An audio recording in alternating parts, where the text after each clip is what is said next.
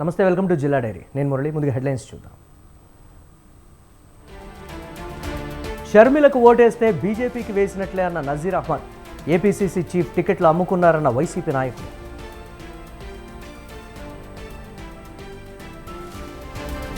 పులివెందులలో జగన్ ఓటమి ఖాయమన్న తులసిరెడ్డి. ప్రజలకు వైసీపీ అధినేత దూరమయ్యారన్న కాంగ్రెస్ లీడర్.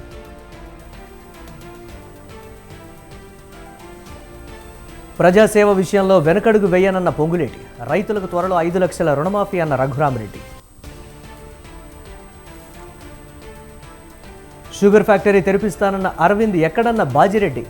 బోధన్ మిర్జాపూర్ రైలు ప్రారంభిస్తామన్న బీఆర్ఎస్ అభ్యర్థి. కార్మిక వ్యతిరేక బీజేపీని ఓడించాలన్న ఏఐటీయూసీ. మేడే సందర్భంగా జెండా ఆవిష్కరించిన నరసింహ.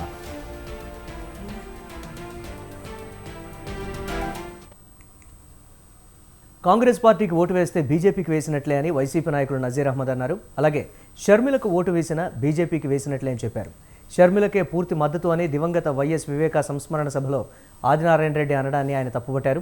షర్మిల పోటీ చేస్తే బేషరతుగా మద్దతు తెలుపుతామని బీటెక్ రవి అనడంలో ఆంతర్యం ఏంటన్నారు.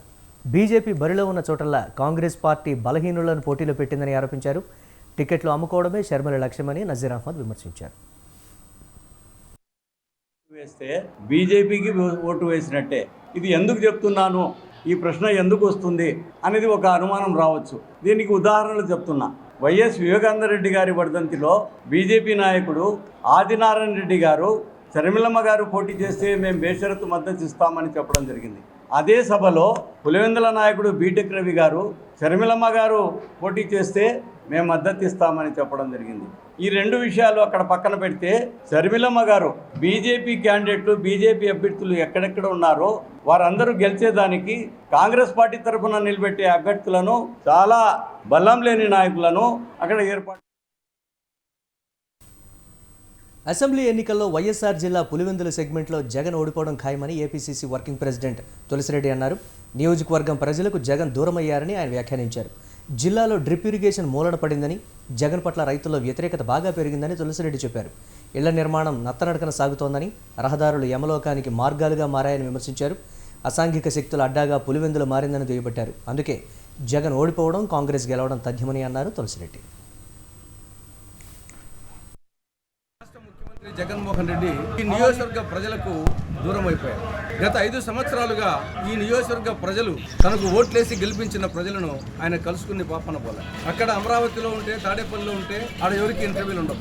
ఆయన దర్శనమే లభించదు. వెంకటేశ్వర స్వామి దర్శనం లభిస్తుంది కానీ జగన్మోహన్ రెడ్డి దర్శనం అక్కడ లభించదు. ఓన్లీ నియోజకవర్గం వచ్చినప్పుడైనా కలుస్తాడంటే ఆయన సంవత్సరానికి నియోజకవర్గానికి వచ్చేది 2 సార్లు 3 సార్లు. ఒకటి క్రిస్మస్కు, వైఎస్ఆర్ జయంతికి కానీ వర్ధంతికి కానీ వస్తే 3 సార్లు, లేకుంటే 2 సార్లు, లేకుంటే 1 సార్లు. అప్పుడు కూడా 3000 మంది పోలీసుల మధ్యలో, బ్యారికేడ్ల మధ్యలో, పరదాల చాటును. కాబట్టి పులివెందుల నియోజకవర్గ ప్రజలకు టోటల్గా దూరం అయిపోయాడు. సంబంధం లేకుండా పోయింది. ఆయనకు, ఓటర్లకు, ప్రజలకు సంబంధాలు పూర్తిగా తెగిపోయినాయి. కాబట్టి ఇది ప్రధానమైన కారణం. ఓన్లీ సంవత్సరం 2 నెలలు కాదు, 5 ఏళ్లుగా ఇదే పరిస్థితి.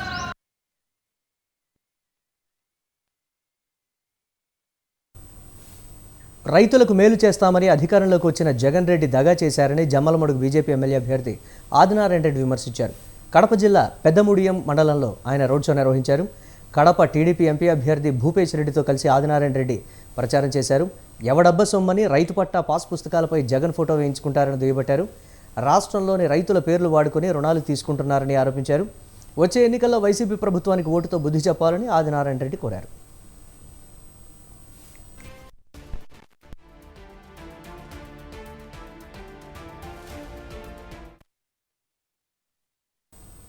విశాఖ జిల్లా గాజువాకలో కూటమి అభ్యర్థి పల్లా శ్రీనివాస్ ప్రచారంలో వేగం పెంచారు. గాజువాకలో ప్రతి వార్డుకు వెళ్లి తనను గెలిపించాలని విజ్ఞప్తి చేస్తున్నారు. గాజువాక ప్రజలకు ప్రతిక్షణం తోడుగా ఉంటానని పల్లా ప్రచారం చేస్తున్నారు. ఈ నేపథ్యంలో 72వ వార్డులో 400 మందితో ఆయన సమావేశమయ్యారు. యువ నాయకుడు అవినాష్ ఆధ్వర్యంలో 100 మందిని టీడీపీ పార్టీలో చేర్పించారు. అవినాష్కు మంచి భవిష్యత్తు ఉంటుందని పల్లా శ్రీనివాస్ అన్నారు. వచ్చే రోజుల్లో గాజువాకలో టీడీపీ జెండా ఎగురుతుందని శ్రీనివాస్ ధీమాగా చెప్పారు. సరే, ప్రజలు ఇంకొక నెల రోజుల్లో స్వేచ్ఛ రాబోతుంది, మా వాక్ స్వాతంత్రం రాబోతుంది అని చాలా ఆనందంగా మేము ఎక్కడికి వెళ్ళినా సరే స్వాగతాలు పలుకుతూ, హారతలు ఇస్తూ, మమ్మల్ని దీవిస్తూ వస్తున్నారండి. ఎక్కడికి వెళ్ళినా సరే, ఎందుకంటే గడిచిన 5 సంవత్సరాలుగా ఎవరైనా సరే ఈ ముఖ్యమంత్రిని కానీ ఈ వైసీపీ నాయకులు కానీ విమర్శ చేస్తే వాళ్ళ మీద దాడులు, అరెస్టులు చేయడం, కేసులు పెట్టడం, ఒక దుర్మార్గపు ఆలోచనతో ఒక దుర్మార్గపు పాలన సాగింది. ఈరోజు ప్రజలందరూ కూడా ఎదురు చూస్తున్నారు. రేపు చూడండి, ఇది ఎలక్షన్ కాదు, రెవల్యూషన్. ఖచ్చితంగా రేపు వాళ్ళందరూ కూడా ఎదురు చూస్తున్నారు ఎప్పుడు మే 13th వస్తుందని. మీకు రేపు రాబోయే రోజుల్లో గాజువాకలో కావచ్చు, రాష్ట్రంలో కావచ్చు, తెలుగుదేశం, జనసేన, బీజేపీ కూటమి అధికారంకి వస్తుంది. ఈరోజు ఎక్కడికి వెళ్ళినా సరే ప్రజలు ఇంకొక నెల రోజుల్లో స్వేచ్ఛ రాబోతుంది, మా వాక్ స్వాతంత్రం రాబోతుంది. కూటమి మేనిఫెస్టోతో అందరికీ న్యాయం జరుగుతుందని టీడీపీ పాలిట్ బ్యూరో సభ్యురాలు తోట సీతారామలక్ష్మి అన్నారు.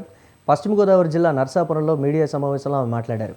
టీడీపీ, జనసేన, బీజేపీ కూటమి సభ్యులను గెలిపిస్తే చంద్రబాబు ముఖ్యమంత్రి అవుతారన్నారు. కూటమి అభ్యర్థుల గుర్తులు సైకిల్, కమలం, గాజు గ్లాసును ప్రజల్లోకి తీసుకువెళ్లాలన్నారు. రాజధాని పోలవరం పూర్తవ్వాలంటే చంద్రబాబు రావాలన్నారు. నర్సాపురం ఎంపీ, ఎమ్మెల్యే అభ్యర్థులు భూపతిరాజు శ్రీనివాసవర్మ, బొమ్మిడి నాయకర్ విజయానికి కలిసికట్టుగా కృషి చేయాలని సీతారామలక్ష్మి పిలుపునిచ్చారు. మంచి మెజార్టీతో గెలిపించుకొని మన నియోజకవర్గంలో నర్సాపురంలో తెలుగుదేశం పార్టీ అంటే సైకిల్ అనే గుర్తు ప్రతి ఒక్కరికి ఒక మైండ్ లో ఉండిపోయింది. ఈ రోజున మనందరం కూడా ప్రతి ఒక్కళ్ళు ఇంటింటికి వెళ్ళి జనసేన గుర్తు గ్లాసు, అదే విధంగా మన ఎంపీగా కూడా నర్సాపురం ఎంపీగా శ్రీనివాస వర్మ గారు మన భీమవరం క్యాండిడేట్ ఆయన స్వస్థలం, ఆయన కూడా ఎంపీగా ఇవ్వడం జరిగింది. కాబట్టి ఆయన గుర్తు కమలం. తప్పనిసరిగా కమలం మన గ్లాసు జనసేన క్యాండిడేట్ అనేది ప్రతి ఒక్కళ్ళు మనం ప్రజల్లోకి తీసుకెళ్ళగలగాలి తప్పనిసరి. ఎందుకంటే తెలుగుదేశం క్యాడర్ అంతా కూడా దాదాపు 5 సంవత్సరాలు ప్రజలకు సేవ చేసే విషయంలో వెనుకడుగు వేసే ప్రసక్తే లేదని అన్నారు తెలంగాణ రెవెన్యూ శాఖ మంత్రి పొంగులేటి శ్రీనివాసరెడ్డి. ఖమ్మం జిల్లా నేలకొండపల్లిలో కాంగ్రెస్ పార్టీ ఎన్నికల ప్రచారంలో ఆయన పాల్గొన్నారు. కాంగ్రెస్ ప్రభుత్వం ఏర్పడిన 150 రోజుల్లోనే 6 గ్యారంటీల్లో 5 ప్రభుత్వం అమలు చేస్తోందని ఎంపీ అభ్యర్థి రఘురామరెడ్డి చెప్పారు. రైతులకు త్వరలో 2 లక్షల రుణమాఫీ చేస్తుందన్నారు. 10 ఏళ్లు పాలించిన బీఆర్ఎస్ సర్కార్ ప్రజలకు చేసిందేమీ లేదని విమర్శించారు.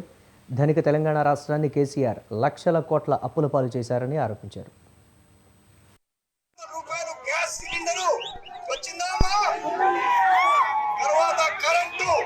ఉచితంగా 200 యూనిట్లు వచ్చిందమ్మా. ఈ ఎలక్షన్ కాగానే 2 లక్షల రూపాయలు రుణమాఫీ కూడా రేవంత్ అన్న అనౌన్స్ చేశారు. అలాగే ఇందిరమ్మ ఇండ్లు కూడా అనౌన్స్ చేశారు. అందుకొరకే టీఆర్ఎస్ ప్రభుత్వానికి మీరు ఓట్లు ఇవ్వద్దు. 10 ఏళ్ల పరిపాలనలో కేసీఆర్ గారు ఏం చేశారు? ఇళ్ల స్థలాలు రాలేదు, ఉద్యోగాలు రాలేదు,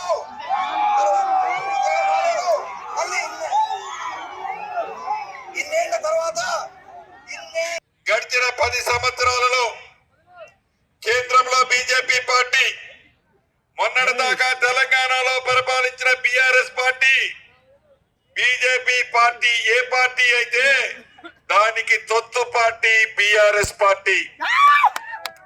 కుల తత్వాలను రెచ్చగొడుతూ, మత తత్వాలను రెచ్చగొడుతూ, ప్రజలను మభ్యపెడుతూ ఎన్నికల్లోకి రాముల వారి పేరును కూడా తీసుకొచ్చి 4 అక్షంతలు ఇచ్చి మళ్ళీ 3వసారి ప్రధానమంత్రి కావాలని చూస్తున్నారు మోదీ గారు.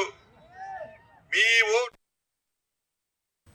కాంగ్రెస్ పార్టీ ఇచ్చిన హామీలు నెరవేరుస్తుందని, పార్లమెంట్ ఎన్నికల్లో గెలుపుతో ప్రజలకు చేదోడు వాదోడుగా ఉంటుందని చేవెళ్ల ఎంపీ అభ్యర్థి రంజిత్ రెడ్డి చెప్పారు. కాంగ్రెస్ పార్టీతోనే అభివృద్ధి సాధ్యమన్నారు. రంగారెడ్డి జిల్లా శంకరపల్లిలో జరిగిన కాంగ్రెస్ పార్టీ కార్యకర్తల సమావేశంలో ఆయన ముఖ్య అతిథిగా మాట్లాడారు. రంజిత్ రెడ్డిని భారీ మెజారిటీతో గెలిపించేందుకు ప్రతి కార్యకర్త బాధ్యత తీసుకోవాలని ఎంపీ అభ్యర్థి పిలుపునిచ్చారు.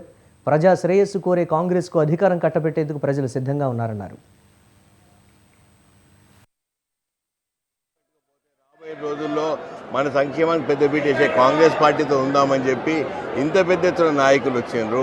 ఈ నాయకులు మా దాంట్లో జాయిన్ అవడమే నిదర్శనం. రాబోయే ఎలక్షన్ చాలా బాగుండబోతుంది. కాంగ్రెస్ పార్టీ ఎంపీలు ఎక్కడే కాంటెస్ట్ చేసిన, ఎందుకంటే గత 1 మంత్ నుండి చూస్తున్నాం, 4 రోజుల నుండి ఇంతమంది జాయినింగ్స్ అవుతుంటే, జాయినింగ్స్ అవడం అంటే ఊరికి మనం పోయి స్వచ్ఛందంగా వచ్చడం చాలా చాలా సంతోషం. ఇక రాబోయే ఎలక్షన్ ఇంకా 13 రోజులు ఉంది. వీళ్ళందరూ రావడము, ప్రతి గడపకి వెళ్తాం, గడపకి వెళ్ళి మేము చేసిన గ్యారంటీలు ఎట్లా అమలు చేస్తున్నామో చెప్తాం, రుణమాఫీ గురించి మాట్లాడతాం, గ్యాస్ సిలిండర్ గురించి మాట్లాడతాం, 200 యూనిట్ల కరెంటు గురించి మాట్లాడతాం. వాళ్ళు చెప్పడం ప్రతి ఇంటికి 3 సార్లు పోబోతున్న మా కాంగ్రెస్ కుటుంబ సభ్యులు ప్రతి ఒక్కరిని సాటిస్ఫై చేస్తారని బలంగా నమ్ముతూ రాబోయే రోజులు అందరూ.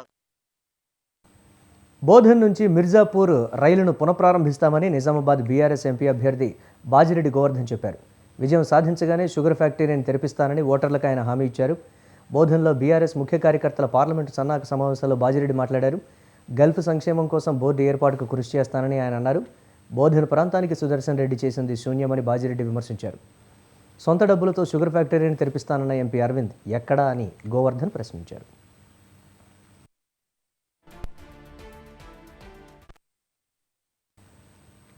దేశానికి దిక్సూచి బీజేపీ అని మోదీ పాలనను ప్రజలు కోరుతున్నారని పెద్దపల్లి బీజేపీ ఎంపీ అభ్యర్థి గోమాస శ్రీనివాస్ అన్నారు. గోదావరి ఖని షాపింగ్ ఏరియాలో పార్టీ శ్రేణులతో కలిసి ఆయన ప్రచారం నిర్వహించారు. వ్యాపారులతో మమేకమై చెప్పులు కుడుతూ ఇస్త్రీ చేస్తూ సబ్బండ వర్గాలను ఆకట్టుకునే ప్రయత్నం చేశారు. ప్రధాని మోదీ విజన్ ఉన్న నాయకుడని, ఆయన పాలనలో దేశం అభివృద్ధిలో దూసుకుపోతోందని అన్నారు గోమాస. సామాజిక న్యాయానికి దూరంగా ఉన్న కాంగ్రెస్ పార్టీని చిత్తుగా ఓడించాలని ఆయన పిలుపునిచ్చారు. పెద్దపల్లి ప్రాంతం అభివృద్ధి చెందాలంటే వలసవాదులను తరిమికొట్టాలన్నారు. వెనుకబడిపోయినటువంటి పార్లమెంటుని గత 10 సంవత్సరాల నుండి నరేంద్ర మోదీ గారు, భారత ప్రధాని గారు ఏ అభివృద్ధి అయితే చేస్తున్నాడో అభివృద్ధి చూసి ఈ ప్రజలు, ఈ పెద్దపల్లి ప్రాంత ప్రజలు ఇప్పుడు ఒక ఆలోచన వచ్చిండు. పెద్దపల్లి పార్లమెంటుని అభివృద్ధి చేసుకోవాలంటే కాంగ్రెస్ పార్టీని ఓడించాలి, భారతీయ జనతా పార్టీని గెలిపించాలి అన్నటువంటి ఒక ఆలోచన మాకు కనబడుతున్నది. దేశం కోసం మోదీ కావాలి, మోదీ కోసం భారత జనత కావాలి. అబద్ధాలను ప్రచారం చేయడంలో CM Revanth Reddy brand ambassador అని కరీంనగర్ జిల్లా బీజేపీ అధ్యక్షుడు గంగాడి కృష్ణారెడ్డి విమర్శించారు. జమ్మికుంట సభలో రేవంత్ రాజకీయ ఉపన్యాసానికి మాజీ సీఎం కేసీఆర్ స్పీచ్కి తేడా ఏమీ లేదన్నారు. ఓటుకు నోటు కేసును కేసీఆర్ తొక్కి పెడితే కాళేశ్వరం అవినీతిని రేవంత్ దాచిపెట్టారని గంగాడి ఆరోపించారు. రాజ్యాంగానికి తూట్లు పొడిచి అంబేద్కర్ను ఓడించిన చరిత్ర కాంగ్రెస్దని అన్నారు. గుండు అరగుండు అని మాట్లాడే సంస్కారం రేవంత్ది అని ఎద్దేవా చేశారు. 2 లక్షల రుణమాఫీపై రేవంత్ పూటకో మాట మాట్లాడుతున్నారని విమర్శించారు. ఫస్ట్ కొనుగోలు చేయి, తర్వాత బోనస్ ఇవ్వు. ఇప్పుడు 500 రూపాయలు బోనస్ 15 ఆగస్టు తర్వాత 15 ఆగస్టు వరకు నువ్వు 2 లక్షల రుణమాఫీ చేస్తావంటే నమ్ముతారు. ఇప్పుడు ఇవి 2 చేస్తే నమ్ముతారు. ఇవి తక్కువ బడ్జెట్ తోటి సంబంధించినటువంటి విషయాలే. కానీ కేవలం ఎందుకు మీరు మాటలు, ఎందుకంటే బ్రోకర్ల లాగా మాట్లాడుతున్న భాష. బ్రోకర్లు ఏ రకంగా నీకు ఇంత గతంలో నీకు అనుభవం ఉన్నది. బీఆర్ఎస్ కాంగ్రెస్ ఒక్కటై గతంలో నీ ఓటుకు నోటు కేసును వాళ్ళు తొక్కి పెడితే ఇవాళ కాళేశ్వరం కుంభకోణం అని చెప్పి అమలాపురంలో టీడీపీ నేతలకు రెబల్ గుబులు పుట్టిస్తోందా? ఇండిపెండెంట్ క్యాండిడేట్ ఇబ్బందిగా మారారా అంటే అవుననే సమాధానం వినిపిస్తోంది. ఇంతకీ తెలుగు తమ్ముళ్లకు రెబల్ రేపుతున్న గుబులేంటి? ఇబ్బందిగా మారిన పరిస్థితులేంటి?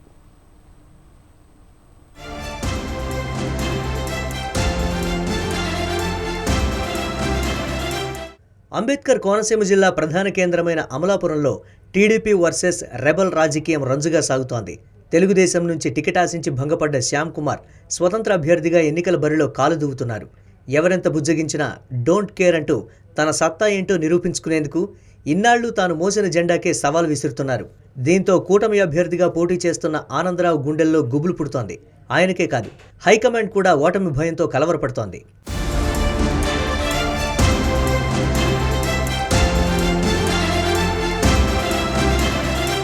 తెలుగుదేశం పార్టీ కోసం 3 దశాబ్దాలుగా పరమట శ్యామ్ కుమార్ కష్టపడుతున్నారు. సీనియర్ లీడర్ అయినందున 5 పర్యాయాలు టికెట్ కోసం తీవ్రంగా శ్రమించారు. అయితే ప్రతిసారి ఆయనకు నిరాశే మిగులుతోంది. ఈసారి ఎన్నికల్లో అయినా తన కల నెరవేరుతుందని గంపెడు ఆశతో ఎదురుచూస్తున్న పరమటకు హైకమాండ్ మొండిచేయి చూపించింది. గతంలో అవకాశం ఇచ్చిన ఐతాబత్తుల ఆనందరావుకే మళ్లీ టికెట్ కేటాయించింది. దీంతో శ్యామ్ కుమార్ కలలన్నీ కలలయ్యాయి. ఇక పార్టీలో ఉండి లాభం లేదు అని నిశ్చయించుకున్న పరమట తిరుగుబాటు బావుటా ఎగురవేశారు. స్వతంత్ర అభ్యర్థిగా బరిలో దిగి తన సత్తా ఏంటో నిరూపించుకోవాలని తహతహలాడుతున్నారు.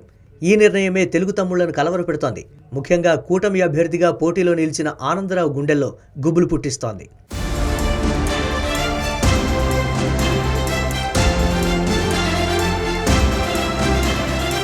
మరోపక్క శ్యామ్ కుమార్ నామినేషన్ వేసింది మొదలు అప్పటి నుంచి ఉపసంహరణ వరకు బుజ్జగింపుల పర్వం నడిచింది.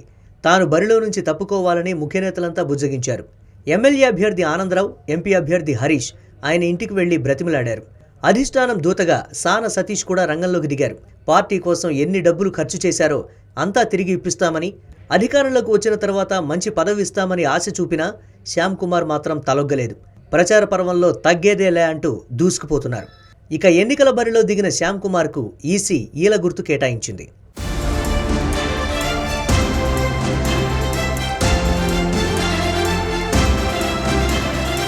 శ్యామ్ కుమార్ దూకుడుకు కూటమిలో కలవరం మరింత పెరుగుతోంది. పరమటకు గెలిచే అవకాశాలు లేవని రాజకీయ వర్గాలు చెబుతున్నా భారీగా తెలుగుదేశం ఓట్లు చీలే అవకాశం ఉంది. అదే జరిగితే ఆనందరావుకు ఇక్కట్లు తప్పవన్న టాక్ వినిపిస్తోంది. ఇక మరోవైపు వైసీపీ అభ్యర్థిగా విశ్వరూప్ బరిలో ఉన్నారు. ఆనందరావు ఓడితే విశ్వరూప్ గెలుపు ఖాయమని అంచనా వేస్తున్నారు. ఈ నేపథ్యంలోనే తనను పోటీ నుంచి తప్పుకోవాలని పరమటను ఒత్తిడి చేస్తున్నారు కూటమి నేతలు. అయితే తనది అమ్ముడుపోయే మనస్తత్వం కాదని బదిలిస్తూ ఏది ఏమైనా పోటీ నుంచి తప్పుకోనని తేల్చి చెప్తున్నారు. దీంతో టీడీపీ అభ్యర్థి ఆనందరావు ఇరకాటంలో పడ్డారని, ఓటమి భయం పట్టుకుందన్న టాక్ నడుస్తోంది. కొంతమంది నా పైన లేనిపోని విమర్శలు చేస్తున్నారు. అదేంటంటే నేను వైఎస్ఆర్ పార్టీ నాయకులకి టచ్లోకి వెళ్ళానని, విశ్వరూప్ గారు నాకేదో డబ్బులు ఇచ్చారని, నితిన్ రెడ్డి గారు నాకేదో డబ్బులు ఇచ్చారని కొన్ని నిందలు వేస్తున్నారు. నేను వాళ్ళందరికీ తెలియజేస్తున్నాను, శ్యామ్ కుమార్ అంటే డబ్బులకి పదవులకి లొంగిపోయి మనిషి కాదు. నియోజకవర్గంలోని ప్రజలందరికీ తెలుసు ఆ విషయం. నేను ఛాలెంజ్ విసురుతున్నాను. ఈవేళ ఎవరైతే ఈ ఆరోపణలు చేస్తున్నారో మీరు నిరూపించండి. నిరూపిస్తే నేను శాశ్వతంగా రాజకీయాల నుంచి తప్పుకుంటాను. విజ్ఞులైనటువంటి ఓటర్స్ అందరూ కూడా ఆలోచన చేసి తప్పనిసరిగా ఒక అవకాశం నాకు ఇవ్వాలని చెప్పి నియోజకవర్గంలో ఉన్నటువంటి ప్రజలందరినీ కూడా వినయపూర్వకంగా వేడుకుంటూ, ఎన్నికల రణరంగంలో ఒక్క ఓటు కూడా గెలుపు గుర్రాలకు కీలకమే. అలాంటిది రెబల్ అభ్యర్థి 2 నుంచి 5,000 ఓట్లు చీల్చే అవకాశం ఉండడంతో కూటమికి ఓటమి తప్పదని రాజకీయ విశ్లేషకులు చెప్తున్నారు. మరి వైసీపీ కూటమి అభ్యర్థులతో సమానంగా పోటీ పడుతున్న పరమట శ్యామ్ కుమార్ విజయం సాధిస్తారా? రెబల్ జెండా రెపరెపలాడుతుందా?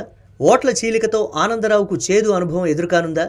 వైసీపీ అభ్యర్థి విజయం తథ్యమా అన్నది ప్రస్తుతం హాట్ టాపిక్గా మారింది. మరి ఏం జరుగుతుందో తెలియాలంటే ఎన్నికల ఫలితాల వరకు వేచి చూడాల్సిందే.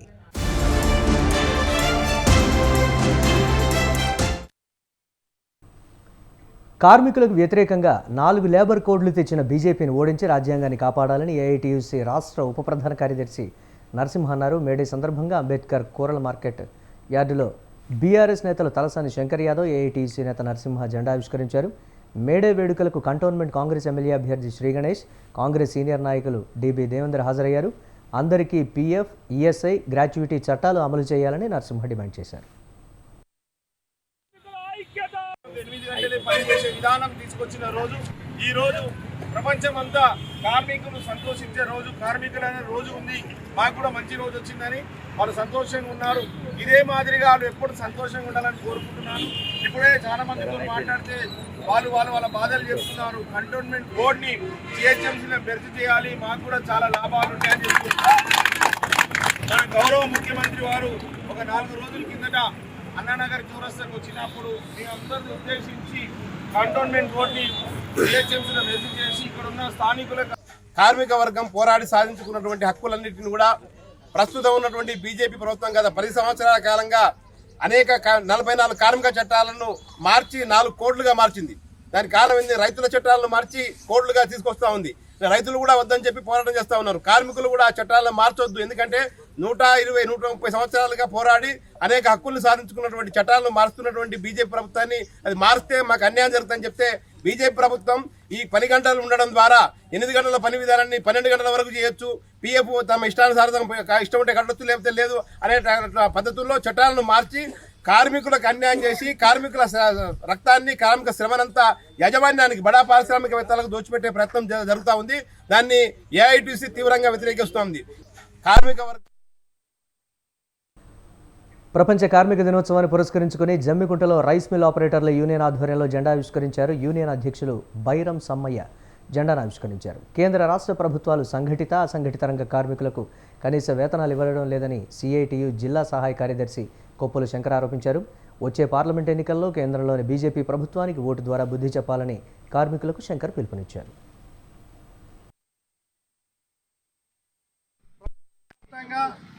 కార్మిక పోరాట స్ఫూర్తి దినం సందర్భంగా, మేడే సందర్భంగా 135వ మేడేను మరి Jammikunta rice mill operators union ఆధ్వర్యంలో నిర్వహించడం జరిగింది. ప్రధానంగా ఏదైతే కార్మిక వర్గం ఎదుర్కొన్నటువంటి సమస్యల మీద ఇప్పుడున్నటువంటి కేంద్రంలోని బీజేపీ ప్రభుత్వం కానీ, గత బీఆర్ఎస్ ప్రభుత్వం కానీ, ఇప్పుడు వచ్చిన కాంగ్రెస్ ప్రభుత్వం కానీ మరి కార్మికుల కనీస సౌకర్యాలైనటువంటి పీఎఫ్, ఈఎస్ఐ, ఉద్యోగ భద్రత, రిటైర్డ్ బెనిఫిట్, పెన్షన్ సౌకర్యాలు కల్పించడంలో కార్మిక హక్కుల కోసం రక్తం చిందించిన అమరుల ఆశయ సాధన కోసం కార్మిక వర్గం కదం తొక్కింది. చికాగో అమరవీరుల త్యాగానికి గుర్తుగా మేడే వేడుకలో కార్మికులు కవాతు చేశారు. పెద్దపల్లి జిల్లా గోదావరి ఖనిలో సింగరేణి క్యాలరీస్ వర్కర్స్ యూనియన్ నాయకులు ఎర్రజెండా ఎగురవేసి అమరులకు నివాళి అర్పించారు. 8 గంటల పని విధానం కోసం వేలాది మంది కార్మికులు నేలకొరిగారని యూనియన్ అధ్యక్షులు వాసిరెడ్డి సీతారామయ్య గుర్తు చేశారు. శ్రమ దోపిడీపై గర్జించిన అమరులను స్మరిస్తూ పాటలు పాడారు. 44 కార్మిక చట్టాలను మోదీ సర్కార్ 4 కోడ్లుగా విభజించిందని వాసిరెడ్డి విమర్శించారు. ఈనాడు కేంద్రంలో నుండి బీజేపీ ప్రభుత్వం మళ్ళీ 12 గంటల పనిదినం తీసుకురావాలని చట్టాలను మారుస్తూ ఉన్నది.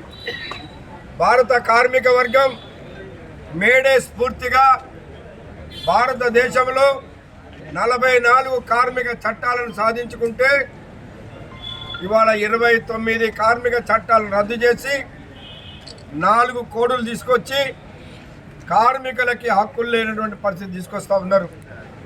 కాబట్టి ఈ మేడే స్ఫూర్తిగా కార్మిక వర్గం మరొక వరంగల్ కాంగ్రెస్ పార్టీ ఎంపీ అభ్యర్థి కడియం కావ్య ముందే ఆ పార్టీ కార్యకర్తల మధ్య గొడవ జరిగింది. సిటీ క్యాంపు కార్యాలయంలో కార్యకర్తలు వాగ్వాదానికి దిగారు. కావ్య ముందే వారు ఒకరినొకరు నెట్టుకున్నారు. ఎంత చెప్పినా కార్యకర్తలు వినకపోవడంతో అభ్యర్థి కడియం కావ్య అలిగి అక్కడి నుంచి వెళ్ళిపోయారు. వరంగల్ పార్లమెంటరీ స్థానంలోని కాంగ్రెస్ పార్టీ ముఖ్య కార్యకర్తల సమావేశం రసాభాసగా మారింది. కాంగ్రెస్లో కొత్తగా చేరిన వారు ముందు నుంచే ఉన్న శ్రేణుల మధ్య మాటామాటా పెరిగి నెట్టుకునే వరకు వెళ్ళింది.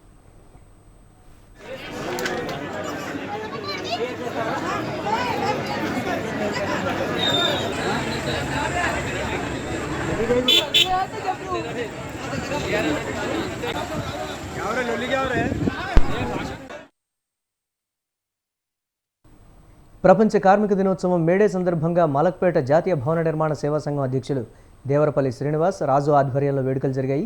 ఈ సందర్భంగా వారు కార్మిక యూనియన్ జెండాను ఆవిష్కరించారు. కార్మికులకు బానిస సంఖ్యల నుండి విముక్తి కోసం జరిపిన పోరాటాల్లో ఎందరో అమరవీరులయ్యారని నాయకులు గుర్తు చేసుకున్నారు. వారి త్యాగాల ఫలితం కార్మిక సంక్షేమ చట్టాలు వచ్చాయని మదనబాబు బీసీ సంఘం జాతీయ అధ్యక్షుడు కనకాల శ్యామ్ అన్నారు. కార్యక్రమంలో అనంతయ్య ముఖ్య అతిథిగా పాల్గొన్నారు.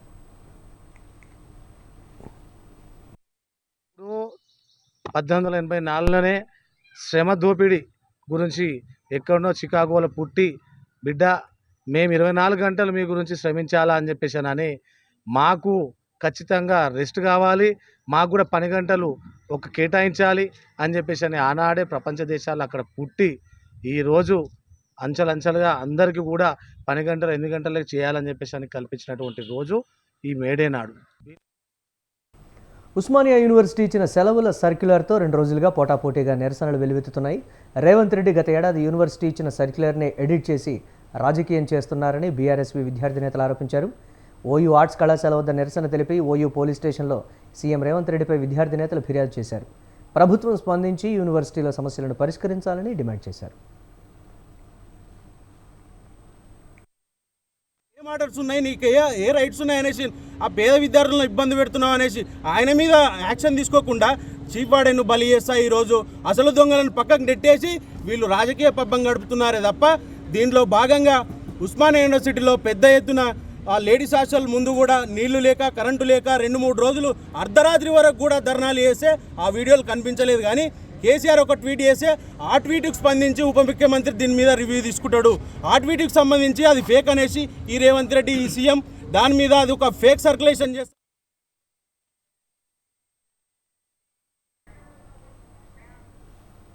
ఆదిలాబాద్ నిర్మల్ జిల్లాల్లో ప్రాజెక్టుల వద్ద మినీ ట్యాంక్ బండ్ పేరిట నందనవనాల కోసం ప్రభుత్వం నిధులు కేటాయించింది. ఆ పనులను జరగకపోవడంతో నిరుపయోగంగా మారాయంటున్నారు స్థానికులు. భైంసాలోని గడ్డన్న ప్రాజెక్టు వద్ద పర్యాటక కేంద్రంగా రూపొందించేందుకు ప్రభుత్వం 3,64 లక్షల రూపాయలు కేటాయించింది. ఆ పనులు అర్ధంతరంగా ఆగిపోయాయి.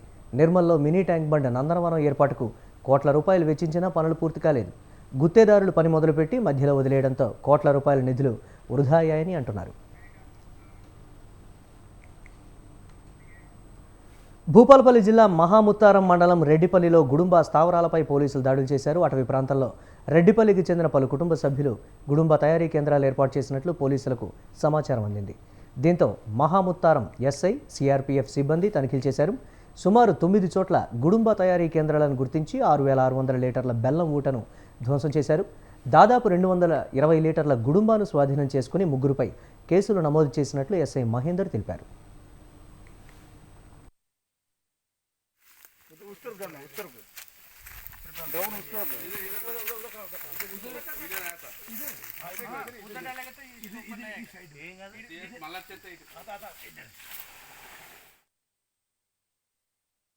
ఇవి జిల్లా డైరీ అప్డేట్స్. కీప్ వాచింగ్ స్వతంత్ర.